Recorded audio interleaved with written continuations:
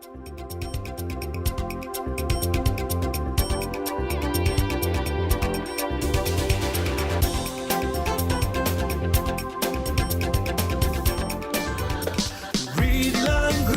children are the future, help them read, learn, grow. Only reading is the key, so help them read, learn, grow. Let's show them how much fun it is to read, learn, grow. So parents, you play a part.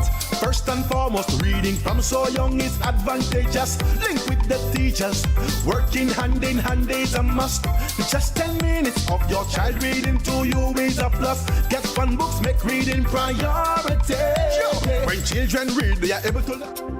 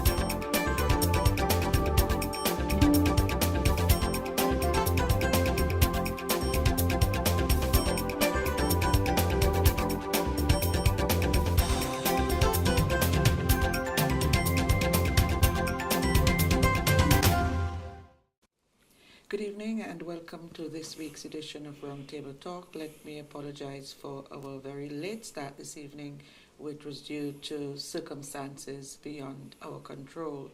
Well, we're having a history talk this evening. The St Vincent and the Grenadines Spiritual Baptists have been in the news recently in a very good way.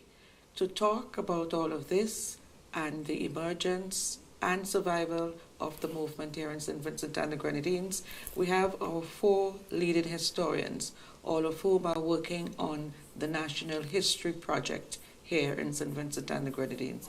In studio, Dr. Adrian Fraser and Dr. Arnold Thomas, and by Zoom we will have Dr. Michael Denny and Dr. Cleve Scott. Welcome, gentlemen. I want to begin by asking, first of all, about the emergence of the Spiritual Baptists. Some say that the movement started in Trinidad. What does your research show in this regard? What does the research show?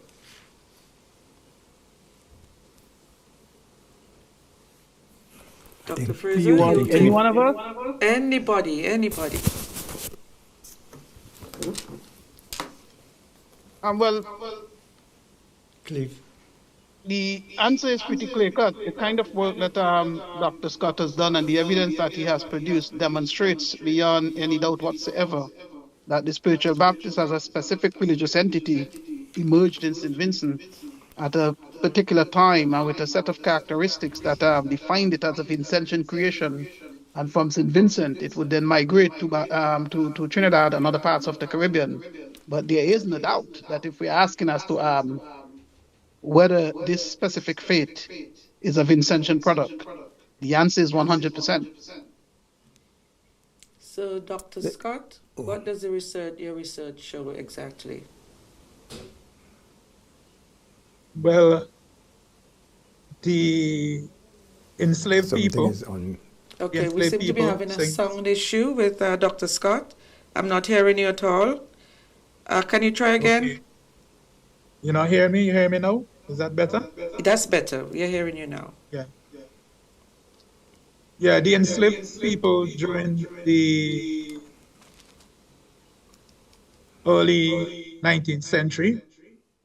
Remember, St. Vincent became a slave society after 1800 with the removal of the Garifuna people. We have the work of the Wesleyan Church, which today we call the Methodist Church, among the various estates. And there's clear evidence that blacks were attracted to the church. Then they began to express themselves from an Afrocentric perspective, dancing and expressing themselves within their own language, in their own words. And the Wesleyan documents which we have access to, such as various reports from the different districts, for example, the Bible, Kingston Bible District, the Leeward District, they all indicate that by the mid 19th century, that's about 1850, that we have blacks in the Wesleyan Church expressing themselves in a particular way and at their own convenience holding prayer meetings. The earliest references to these people call them wilderness people.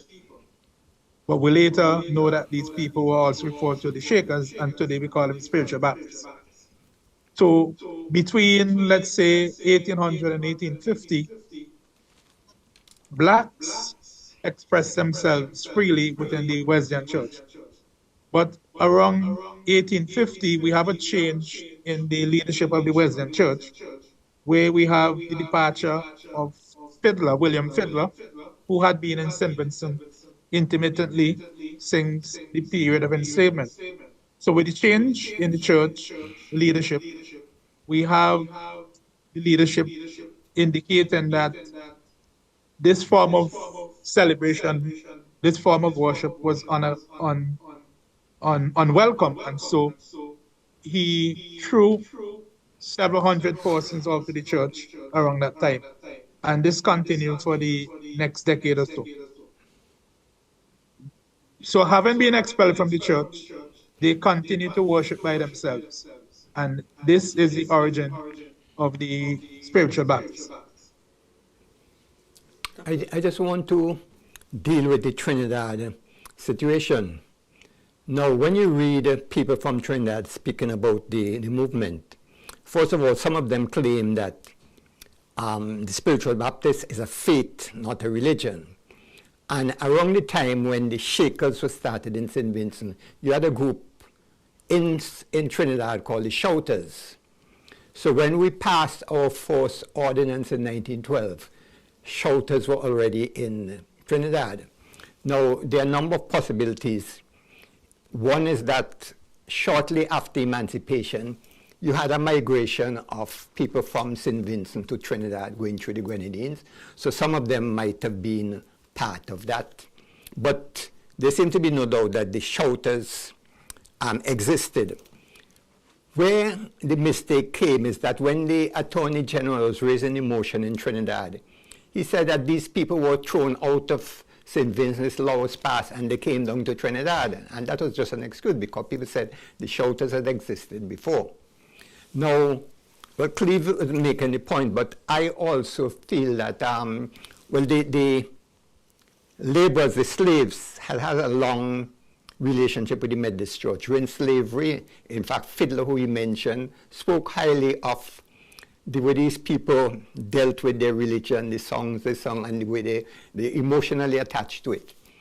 And it is my view that after emancipation, people wanted to get their children baptized, they wanted to get their children to school, And you couldn't go and say you're from the Shakers. You have to be from an established religion. And the established religion would have been the Methodist religion. So that connection with the Methodist religion took place. Cleve mentioned Fiddler, and it is true that a number of ministers were sympathetic to the movement, and once those ministers were around, they encouraged it. And they got a lot of criticism from other ministers and from other churches. So it's not clearly defined, and I am of the view that during slavery, they were practicing this on the plantations, and once they began to move away from the plantations, then the movement spread. And the way the authorities looked at it, they say it's barbaric African practices. So they immediately saw the relationship with the background of the people who were just leaving the plantations. So I just wanted to add that to what was said. Were there any similarities between the shouters and the Shakers? Yeah, they feel that they were doing the same thing. Same thing. Because the ordinance from St Vincent, word for word, dealing with the shouters. Okay. Yeah, let me add a couple of things here. Particularly having to do with the place of Methodism in the emergence of Shakerism. When the Methodists entered St Vincent, I'm always getting confused with the date. I think it's 1783, Cleve? 1787. 1787. And so that's, at that time, of course, we have the beginnings, of the imposition of a plantation economy in St Vincent. But of course, we still have, lots of things unresolved, namely the presence of the guy Funa and so on, which limit the level of penetration and control over St Vincent that anyone can establish, anyone from Europe.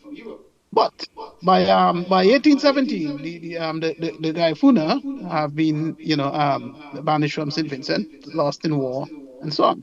And then when we look at Methodism within the enslaved peoples, one of the shocking numbers, that I actually got this again from Dr. Scott, is that there were 2,700 Methodists in St Vincent's slave population in 1817, compared to about 50 in Barbados. And that number demands, some attention as to what is it in St Vincent that, persuaded enslaved Vincentians to join the Wesleyans at a scale that we do not see in this neighboring island of Barbados, where there's only 50. One of the answers was, in part, the Barbadian planters were more hostile to the Methodists and so on. And Cleve has some wonderful stories about that. But also,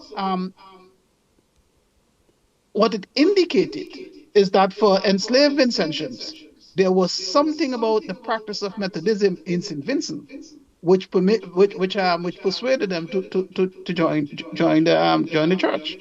And so the concept that we have been utilizing here to make sense of that is the notion of triumphant Methodism. That what we have on the part of the Methodist Church and the missionaries who's trying to win the enslaved, is the notion that somehow that they would be able to produce a more docile slave population.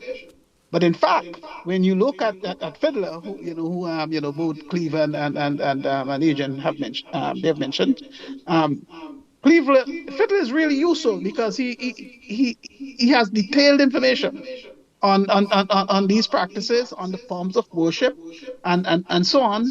Actually, in some instances, recording sermons word for word. If you want to have a sense as to the Vincentian syntax and pattern of speech and forms of worship in 1817, Fiddler actually provides us the closest, approximation, to that, because he records these things word for word. And when you read those sermons, what you find is that the theology, developed by Vincentian enslaved people, which is utterly radical, that has nothing to do with docility, has nothing to do with accepting the inferiority of Africans and the supremacy of Europeans, but in fact is making the case for equal status before God and man. So it's a theology of liberation, not one of subordination. Okay, and at the same time that you have this, the philosophical underpinnings of this theology, so radically different from what slavery proclaims. The very practices that Adrian and Cleve have mentioned, these practices were Africanized in terms of the prayers, the singing, the dancing, the drumming, the music, and so you have this combination of a theology that resists the notion of black inferiority, and a liturgical practice and the forms of worship, which is utterly Afrocentric in terms of the experience of faith, how you sing, how you dance, how you pray. Okay, and so these were the things which were would become the fundamentals to what would ultimately emerge as Shakerism. They have to be kicked out of the church first. They have to create, in the 1840s, that kind of I would say ecclesiastical autonomy, where they're independent of the Methodist Church. But that only comes if you're kicked out. And then you have to create something that now permits you to continue, making the case that you have that the grace of God is posed upon you as it posed upon any other creature under the sun. And so when we're looking at Shakerism within St Vincent, we have to to really see the choices made by early enslaved Africans in St. Vincent to join the Methodist Church. And then in the process of transforming the Methodist Church, it's a transformation that was ultimately too much for the white ecclesiastical authorities. And so they had to kick them out. Okay, we'll take our first break. When we come back, we want to talk a little bit more about some of those specific practices and also the struggle that they faced. Back in just a moment. Thinking of winning the Lotto jackpot? Well, there is an easy way. Combo Play. Choose 4 numbers from 1 to 36. That's a combo 4 at a cost of $64. Match any 4 of the 5 numbers and win the Lotto jackpot. There's Combo 6, where you purchase 6 numbers for only $12. Match any 5 of the 6 Lotto numbers and hit the jackpot. How about Combo 7? That's a purchase of 7 Lotto numbers for $42. Match any 5 of the 7 numbers and you will win the jackpot. There are also Combo 3, Combo 8 and Combo 9 Lotto plays. Visit the NLA headquarters in Pauls Avenue or WhatsApp 495-6886 for more details. Lotto, you have to be in it to win it. You can increase your chances of winning the Super 6 jackpot with a combo play. Remember, Super 6 numbers are from 1 to 28. Choose any 5 Super 6 numbers. That's a combo 5 for $69. Match any 5 of the 6 numbers and you will win the jackpot. Choose 7 Super 6 numbers for $21. Match any 6 of the 7 numbers and win the jackpot. There's more. Combo 8, where you purchase 8 Super 6 numbers for $84. Match any 6 of the 8 numbers and you will win the jackpot. There are also Combo 3 and Combo 4 Super 6 plays. Visit the NLA headquarters in Pauls Avenue or WhatsApp 495-6886 for more details. Super 6, bigger jackpots, more chances to win.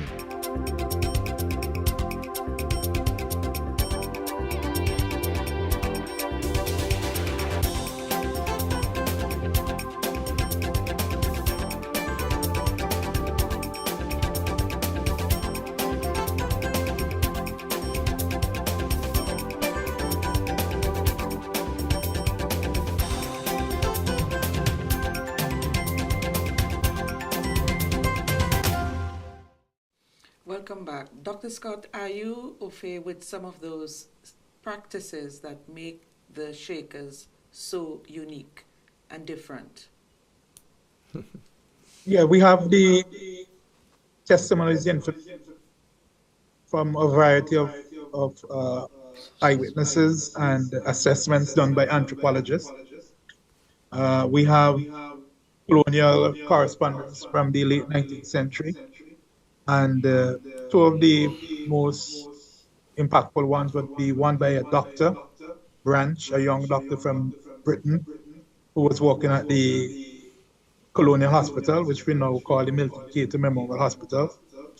And he wrote with details about how they conduct themselves during their prayer meetings and so on.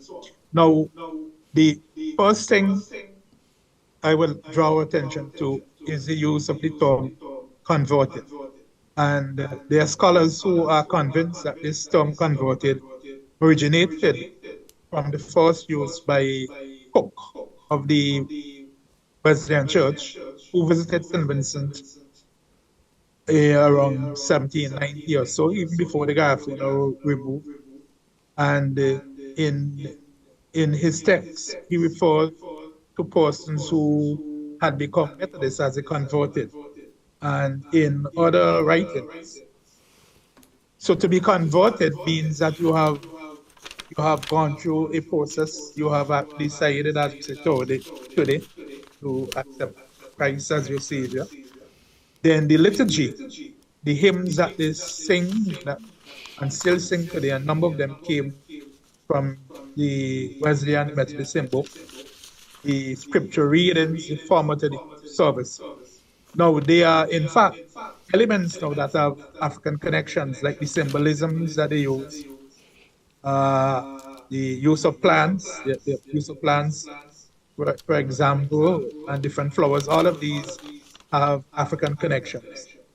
So it's well documented that it's a mixture of Christianity that comes out of the Methodist Church and Afrocentric elements. Now, I must say to viewers, listeners, that St. Vincent got over 1,000 Africans between the 1838 and about 1846, so in a 10-year period. And a number of these Africans, particularly those in the Central Leeward area, between Layo and Barry, they did join the Wesleyan Church, and it was the local blacks who helped with their conversion. In addition, I must draw to our listeners and viewers' attention that there were a number of black clergy in St. Vincent, particularly in the 1840s. There's a famous Grenadian who went to Africa afterwards, and his son became the first professional black football player in England. There are other blacks, coloreds, and in fact, a number of the observers during the period from England, they were surprised at the number of black people, colored people, non-white people active in the Wesleyan Church in St. Vincent. So that the key point here is that in the 1840s, thereabout, you have, as Danny mentioned, besides that liberation theology, that idea, you also had the idea that black people can exercise authority within the church.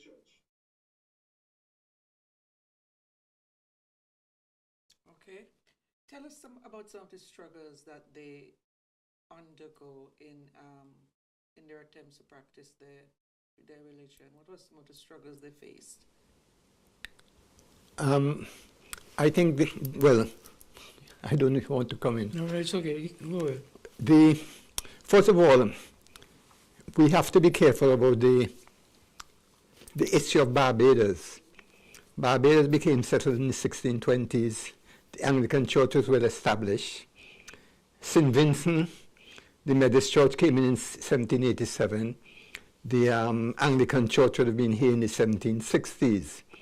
And the Anglican Church paid little attention to the slaves. When the Methodists came in, their first attention was to the indigenous people. There wasn't much success there, so they went and they walked among the slaves. And because of the enterprise of a few of the Methodists, they became really involved in that. But in terms of the struggle, and I just wanted to add, when you're asking about the practices, when they wanted to, when they were thinking of introducing this legislation, they did a number of investigations. In force, let me say that this whole issue really became blown up when there was an article in the Century newspaper in 1901, which literally took the Shakers to pieces. The authorities asked the acting chief of police in 1905 to do some investigation. So he went and he spoke about the procedures, what they did in the different churches. And in 1908, they also asked a Corporal Keane from Barley to do another investigation, mainly on the leeward side. So there's a lot of information on the kind of practices which went through, but the majority of the officials knew nothing at all about what was happening in the Shaker Church. And in fact, the ordinance itself refused to define what was Shaker, what was Shakerism. What they said is that any magistrate in St Vincent would know. If there's a magistrate from out of St Vincent, they wouldn't know, but any magistrate in St Vincent would know.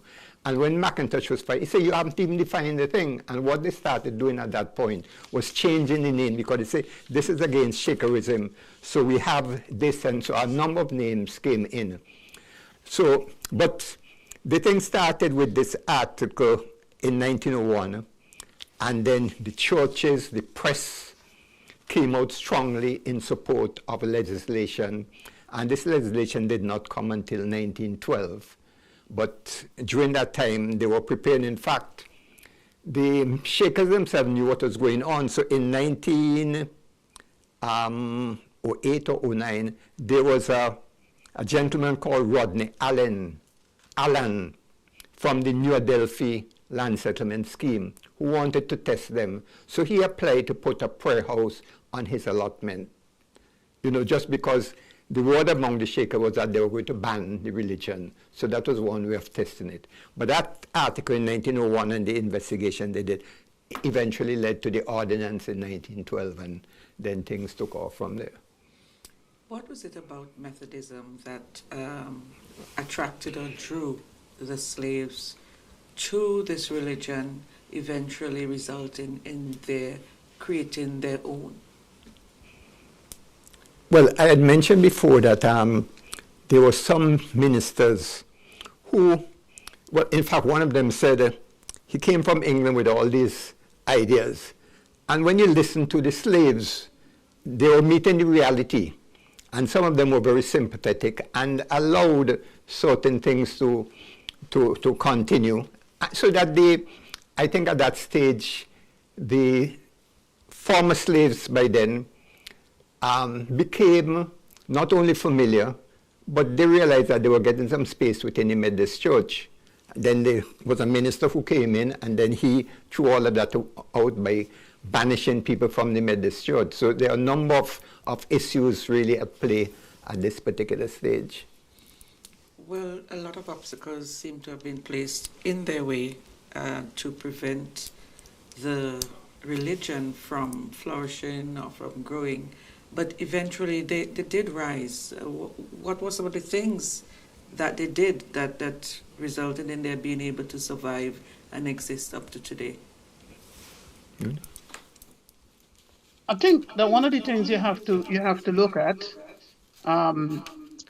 is that, again, that critical moment, in the 1840s, history has turning points, and being kicked out of the church, if the specific forms of worship, the theological confrontation that we see taking place between black understandings of Christianity and the European understandings of Christianity, that is captured in the language of rejection that the Methodist ministers would write, that there was something fundamentally wrong. When you read what they have to say about how these formerly enslaved people are practicing their faith within the Methodist Church, they saw this as actually corrosive, corruptive to the church, and that in fact that in that instance, for the church to purify itself from the blemish these enslaved African, formerly enslaved Africans, brought into the church, that to eliminate this pollution, that the only real spiritual cleansing must come from kicking them out of the church. So we really have to understand that the formerly enslaved, these black Vincentians, didn't simply walk out the church because, okay, let's walk out. Okay, they were forced out, and they were forced out because because the white ecclesiastical authorities were unhappy with their forms of worship, and they describe those forms of worship as definitely contrary to their Christian understandings, and so on. What is interesting is once that happened, rather than the faith collapse, okay, one of the to me one of the finest pieces of data that Dr. Scott produced was the fact that on the plantations themselves during slavery and beyond, there had been these praise houses, which to me becomes the kind of infrastructure of the faith. These praise houses in these different plantations where we're kicked out of the church, but we can continue to practice because we have a kind of material foundation. We have shelter, we have places of worship. Except now we are no longer under the autonomy, under the ecclesiastical authority of the Wesleyans. We now have to develop our own ecclesiastical authorities. We have to develop our own organizational skills. We have to continue to work on our own liturgical practices, and so on. So historicizing this process, seeing how this changes over time, and capturing it at these moments, allow us to be sensitive, to how it just over time it became what was a religious confrontation in the 1840s become a political confrontation by the early 20th century, because here we have these political authorities deciding what we're going to do, we're going to ban this faith, and so on. But the collision itself had begun much earlier in the 1840s. Okay, we'll take our second break. When we come back, we'll talk a little bit about the role of women in the development of Shakerism. Back in just a moment. Win back to school supplies from the National Lotteries Authority. Simply combine $5 worth of non-winning Instacash tickets along with $10 worth of non-winning scratch tickets. Provide name and contact number and drop-in box provided at active Lotto agents island-wide, qualifying you for 2 grand draws where you can be one of 20 winners of $1,500 worth of school supplies.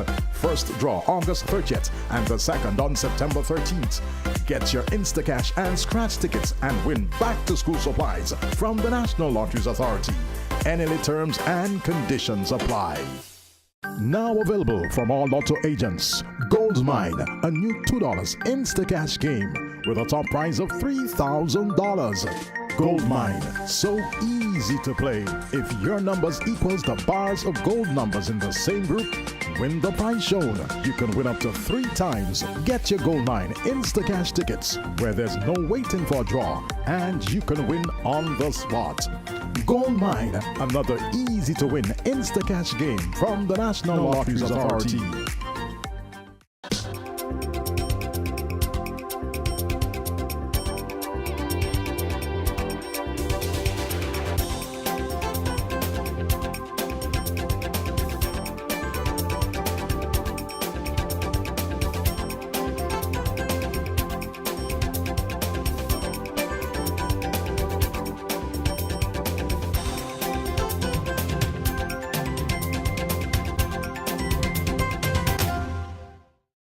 Welcome back. We want to talk a little bit about the role of women in the development of the movement. But before that, one of the things we were talking is the fact that there were people who were actually prosecuted and convicted for this religion. Mm-hmm. Let's talk a little bit about that.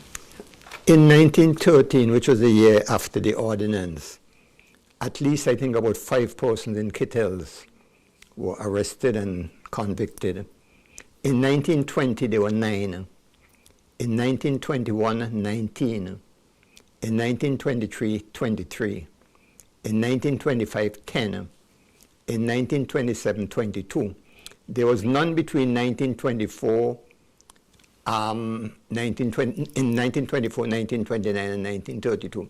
but there were 35 in 1933 and 94 in 1937.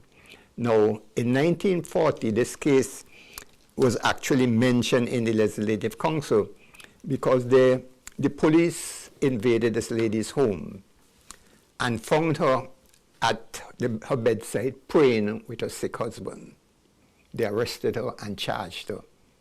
The magistrate himself probably realized the thing was very foolish, so he charged her a shilling. Now, around that same time, 1939, 1940, this one happened in 1940, 40 of them were carried to Barley to be prosecuted. McIntosh went down. And he said, are you true to your consciousness and so on? Do you feel this is the way you should worship God? They said, yes. He said, well, nothing to prevent you from shaking. So the court started, and they started shaking. The magistrate Cox was very embarrassed, and he dismissed the case, but lectured them and tell them they better give that up. So these people did not just not disappear, and a lot of the prayer houses, which Danny was talking about on the estates, were in remote areas. And I could remember as a little boy in primary school, where we have some land in Barley, when there was this prayer house, and I was saying, why is this prayer house up here? Only later on I realized that they had to be there because they'll be prosecuted if they went into any of the towns. And incidentally, while I mentioned that, I just say that McIntosh himself, although he realized that they were not allowed to have meetings in Kingston, he allowed them to have prayers, at least on one occasion, in his yard.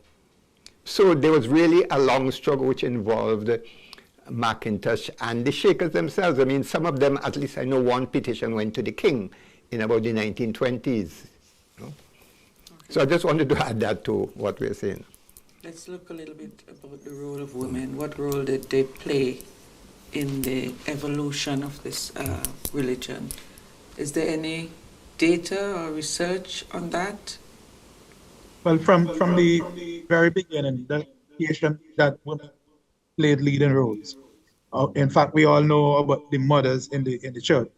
The late Kenneth John was the first person to suggest to me that during the period of the PPP, the People's Political Party, the Spiritual Baptists served as a kind of woman's arm. Obviously, Ivy Joshua, Mammy Joshua, Mother Joshua, when you look at the connection between the Spiritual Baptists and the People's Political Party, they created a very close relationship. And hence the reason why later on, Milton Cato, you could say infiltrated, because he became their lawyer. So women played a leading role in the services, and still today, we know typically the woman would be the one who would ring the bell and carry the messages, and so on. In comparison to the other churches which have a theology that says women should play should not play a leading role. And from this point of view, they tend to attract a lot of women historically. Yeah, let me add to this. If you look at the religion itself, okay, it is, you know, it's a religion of revelation, okay, where you can be possessed. You know, the Spirit can possess you. The Holy Spirit can enter you, okay. And this also has Afrocentric roots. We have the same kind of you know, sacred you know, these kind of sacred ideas within Africa, where a human being, becomes an entry point for divinity, and so the Spirit can possess you. You know, so Christianity, you know, does have this similarity to other African faiths in that regard. Okay, but as a religion of revelation, what it does mean, okay, is that a woman, you know, can become a vehicle, a vessel through which revelations are made. Okay, and we see this within Shakerism, that you don't necessarily have some kind of ecclesiastical authority built upon, some,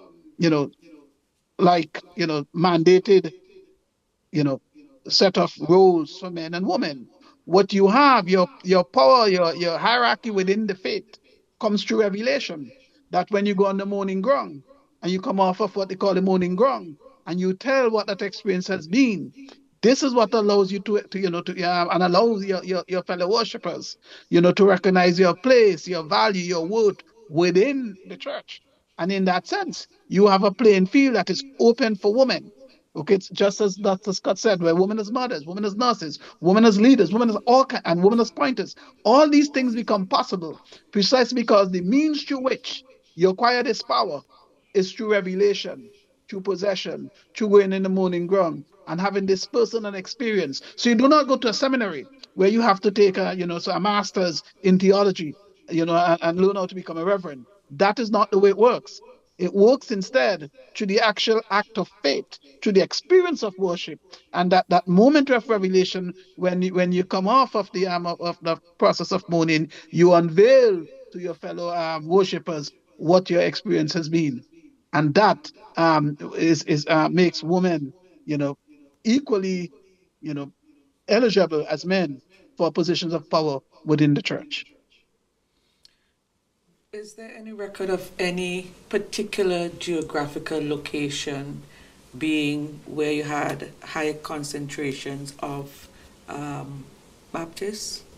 Yeah, they were spread throughout the country. In fact, around the time when the ordinance was passed, there were about 40 of them, windward and leeward, and some of them closed temporarily after the ordinance was passed and they relocated elsewhere. But they tried to avoid the establishment as much as possible, but they spread throughout the country. Even, I think, in the Grenadines, there might have been an example of one or two, but mainly on the mainland, they were, Okay. Did you say 40, Dr. Fraser?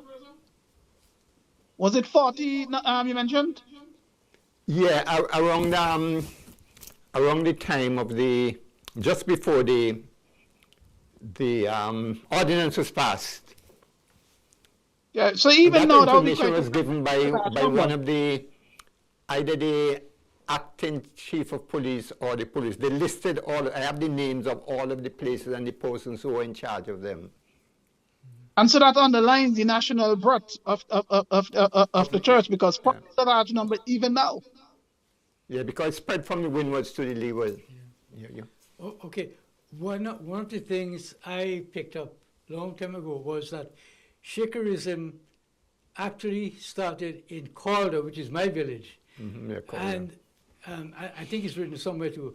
So Calder became famous in that respect as the place of origin of Shakerism, and from Calder it spread to other parts of the island.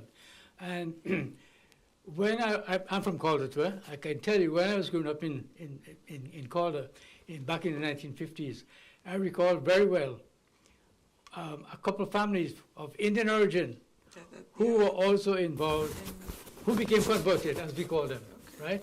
And Calder also has a reputation of having one of the largest stone-built spiritual churches in St Vincent. And it was first built by, I think the founder was called the Samuels. So coming back to what you're asking, Calder became a focus for spiritualism way back, long before, and while it was still illegal. And the other thing too is that one of the largest riots or disturbances we had in St. Vincent was in 1862. And there were some spiritual Baptist people who were involved in it. That again caused the authorities to try to make sure that they got rid of that. Okay, interesting. And Calder really has more of a East Indian population as opposed. That's correct. Yes, at one time, because Calder Acres, going back to Argyle, were mainly Indians. And a lot of these families became converted, and it's very easy to understand why, because as we were saying earlier, spiritualism came out of Methodism, and the Methodists were very, very strong also in that particular area in Argyle and Calder. As a matter of fact, there's a church in just below Calder called Mount Coke, which is the name of Dr. Coke, who came to St. Vincent towards the end of the 18th century. You know? Because that time, the 1840s, the East Indians would not have arrived as yet. So it was mainly the Africans on the estate who were involved in that. Because the first East Indian came in 1861. Yep. Okay, we'll take a final break. When we come back, we'll talk a little bit about the significance of the public holiday that the spiritual Baptists have been granted. Back in just a moment.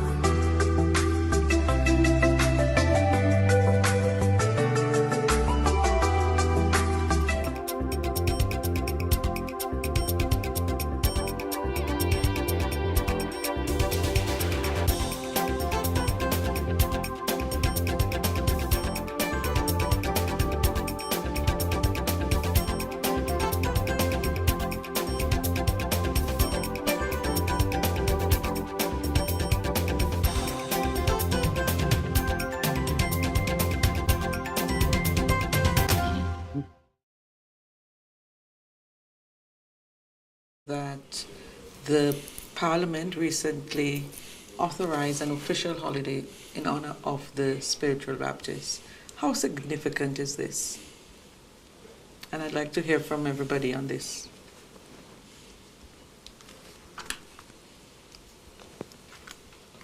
Who wants to go first?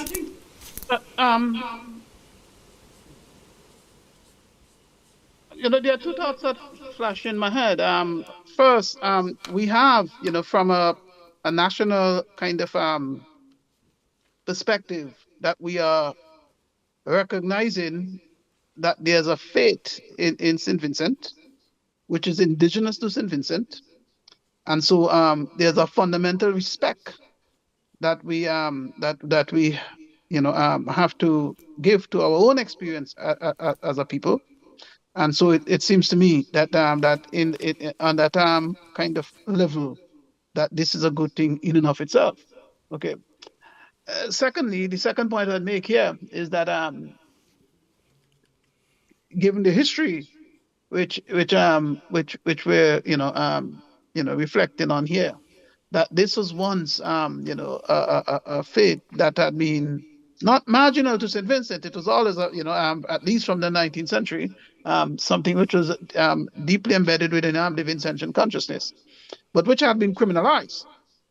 Okay. And so had been the villain of the peace. That transformation from the villain of the peace, to this new kind of reverence for our forefathers. I think that's a good thing in and of itself. So those are the 2 points I would make.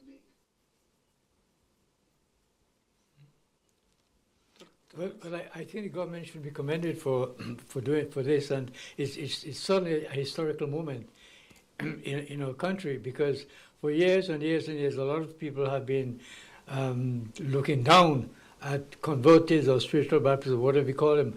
But now that we know it has been elevated nationally to the highest level, and this is something we should be very proud of.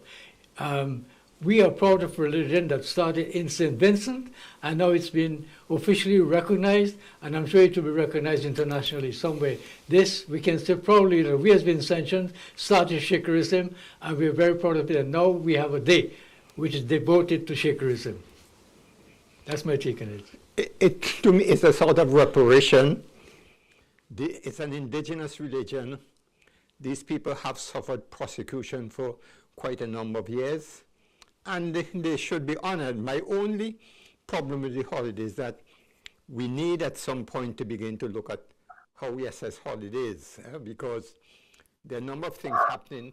You might say, let us have a holiday, but there's got to be a limit on it. But in terms of what was given to the spiritual Baptists, I strongly endorse it. I mean, and the thing too is that over the years, we have a religion which was scorned by the middle class and by others in the society that began to attract people, middle class and other people into, and that is one of the big developments that has taken place over the years, because at first people didn't want to associate with them. So there's a lot we have to be thankful of, and I think that holiday should help us to reflect some more on that. Okay, Dr. Scott?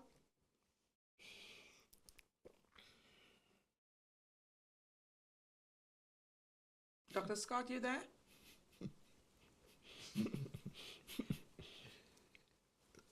Okay. I don't know. Seems to have fallen asleep there on us.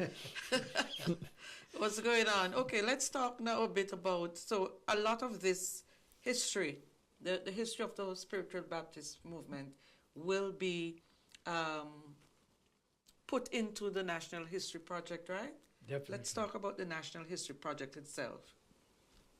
What is it? What is involved? The methodologies and the progress so far. Well, if I may say something about that, the four of us have been very, very much involved in the research and writing of, rewriting the history of St. Vincent, and it is being written from a particular perspective. We are now uncovering or discovering heaps and heaps of materials that we never knew existed, and people like Dr. Scott has been sending us material, some of them over nearly 500 pages, on very, very often. And all of this has to do with the history of St. Vincent that goes back, not just when the white people came here, but before that time too. So we are finding material that we never knew existed. And it's from the perspective of us Vincentians that we're trying to get this material and put them in our own language, to make sure that we write up our own culture, we write up our own heritage, and we know where we come from, where we are, and where we're going, based on all that research. So what are some of the methodologies involved in putting this? Well, as I said, in terms of the methodologies, we are uncovering a lot of information. So what we do, we meet regularly. We meet twice a week, four of us. We have a virtual conference, and we discuss. First of all, we've done several chapters already, and we working chapter by chapter. So when we work on a chapter, we are uncovering material that we go through very, very, very carefully. That is the kind of methodology, and we all discuss. Sometimes we pick up something, and I would write something, and the rest of my colleagues would say, okay, well, how about this one? So we look at exactly what those words mean and try to find probably better meanings for those. So we discuss everything, every word, every sentence that we have uncovered. Any oral? You know, some people do not realize what goes into the writing of a history book. I mean, one of the unfortunate things about a place like St. Vincent, so little is written about it. If you're going to write a history book in Trinidad, you have a number of other things you could start, but we almost starting from the beginning.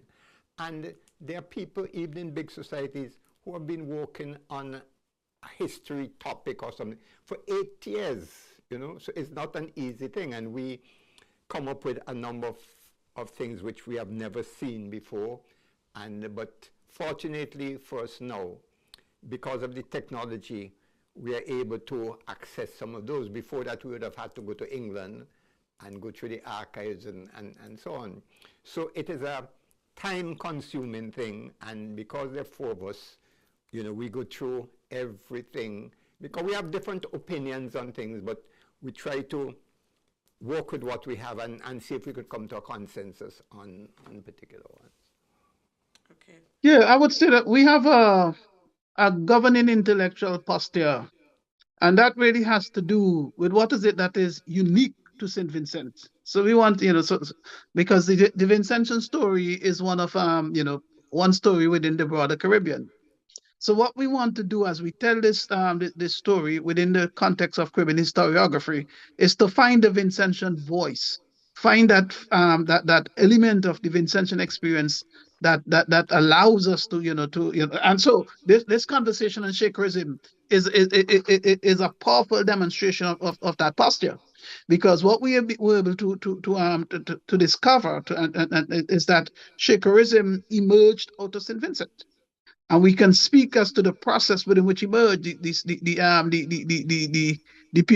peculiarities which make this a Vincentian faith, even though it could also be located within the broader Caribbean historiography of Afrocentric faiths. And so that's what we have. That is one of our. You ask about the methodologies and so on. Methodologically, we got to do what historians do, which is look at sources as close as we possibly can, find corroboration, and do all these kinds of stuff. But philosophically, we do have an intellectual posture, which has to do with trying to locate that which is unique to St. Vincent, so that Vincentians, when Vincentians read the story, they realize that there is a certain kind of a kind of ownership of the story that we can have that belongs to us and essentially no one else. Great. Dr. Scott, are you there? Are you still with us? Okay, I think he's left us. Well, I think that's all there's left for us to do and say today. Thank you very much, gentlemen, for such a very rich conversation. It was like another history lesson from one of your classes, 40-something years ago. We have only barely touched on it. So. Definitely. Okay, so I'm sure you guys will be back. Thank you again, Drs. Fraser, Thomas, Scott, and Denny. Thank you for giving Vincentian history a voice, and continue to do the most important part or piece of work that needs to be done in respect of the history of St. Vincent and the Grenadines. Thank you and good evening. See you again next Wednesday, not Sunday, of course, next Wednesday for another edition of Roundtable Talk. Thank you very much, too. Thank you for having us. Welcome.